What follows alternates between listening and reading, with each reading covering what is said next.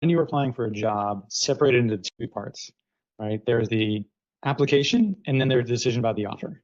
And a lot of people get stuck in while you're going through the early interview process, you're deciding whether or not you want the job, right? And that can affect your interview performance because, well, if you don't really want the job, you're not going to do as well in the interview. So my suggestion is split those decisions. You do not need to make a decision about the job unless you have the offer.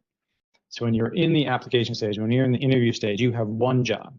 That job is to get the offer. And you need to sell yourself.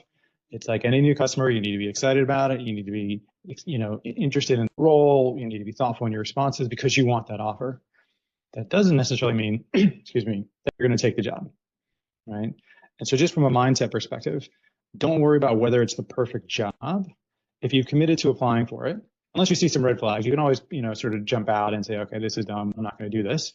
But if it might be good, don't worry about that decision until you have the offer in hand. If you have no offer in hand, it's not even a question. Don't waste your mental energy trying to figure out whether you take the job. Spend all your time trying to sell yourself for the position.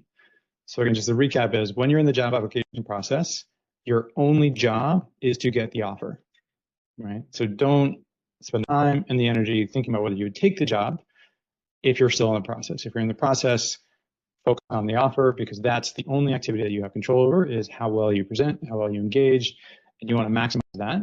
And you can always make the decision later, right? So don't start too early thinking about, do I want this job? It's not important right now. It's only important after you get the offer, and you can always say no, right?